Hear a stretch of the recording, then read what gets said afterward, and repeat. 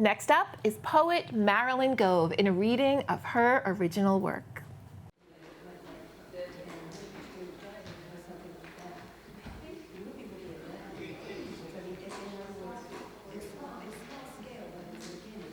Our next poet tonight, Marilyn Gove, has worked as a journalist, copywriter, coach, trainer, and director of enrollment services at a university level.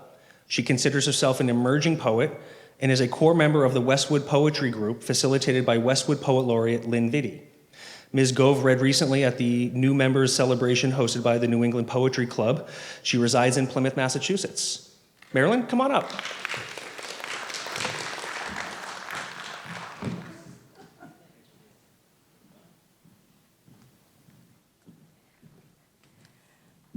Well, that made me feel like Jennifer Lawrence. Remember at the Oscars? That's my debut. So I understand that if you seek support from people, they are usually kind enough to give it back. So I am new to Plymouth. It's my first time reading in Plymouth. So if you could kindly support me, I'd appreciate that. Firstly, I just would like to take a moment to thank Jennifer Harris. I moved into Sawyer's Reach at the end of January, and I met her about a year and a half ago. She was actually the first person I met in that condo complex. And my sister told her immediately that I was a poet and that I was just, absolutely fantastic, which always makes you blush because it may not be true. And she connected me to Miriam, and I'm here today, so I really feel quite grateful. Thank you so much. This evening, I have 3 poems, and the first 2 are about my family, and they're influenced by my upbringing in a Jewish home following World War II. During this time, we lived in Revere, Mass, and in Winthrop, Mass as well. The third poem, I think, is a fun poem, and it's about a store I love, and I'm sure you'll all be familiar with it. And I think it says something very important about consumerism as well. Okie doke. Here's the first one. Winthrop, Mass, 1960s. My father sits in the corner, conversing with shadows, sits in the corner cutting ice cream with a knife and fork. My sisters turn from him. I tell a joke, desperate to entertain. He looks past me, flicks his fingers upwards, mutters imaginings into an inattentive ear. Tomorrow, I will shake him loose, walk the verdant highlands, climb the sky on the squeaky swings near Sewell Ave, dally on the gentle slopes of Fort Heath, then reaching the town beach, watch seagulls dive into the wild sea, their strokes taking me farther and farther away.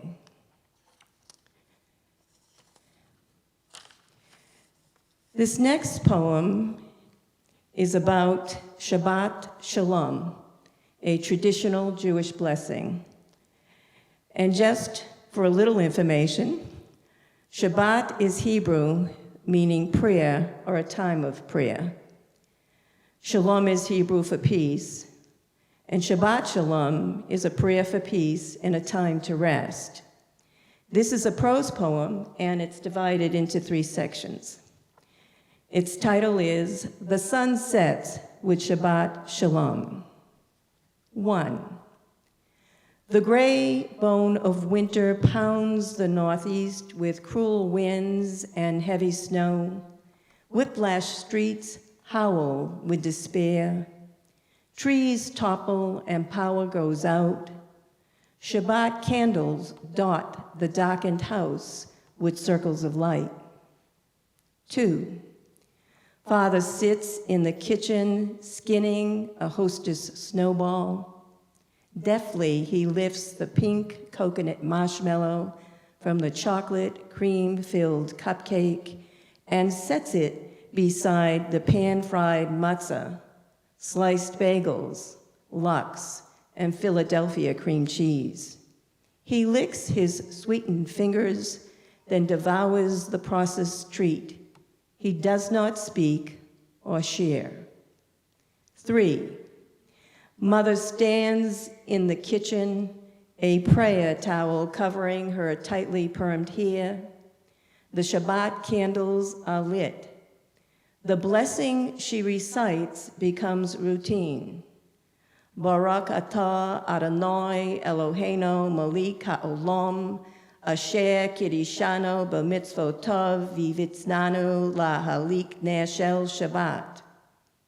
Mother waves her long, slender fingers 3 times over the candles, drawing the holy energy towards her. It looks like a magic trick. I wonder if she prays for a happy life. The last one, and the store I love, is Saturday at Costco's. You've been there, right? Figure I bring a little balance to the first 2 poems, you know. Don't want you to leave here having to take lithium or anything like that. Saturday at Costco's. Behold the big box store, pantheon of infinite aisles, purveyor of brands and discounted goods.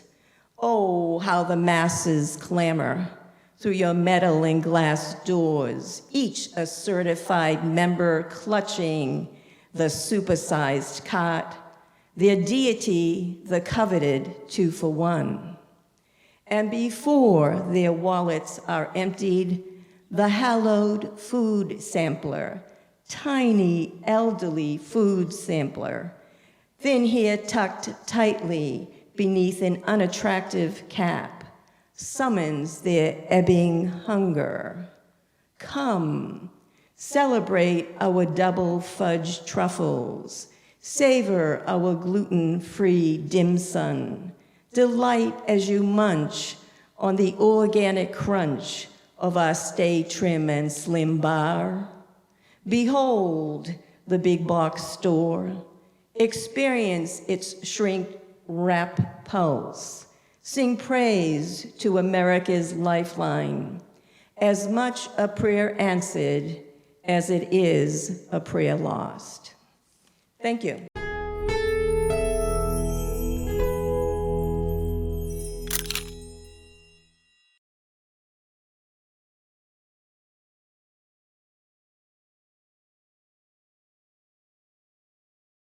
Thank you for watching. We are grateful for your attention. If you like what you saw, please like and subscribe to the local scene here and share everywhere. Thank you, friends.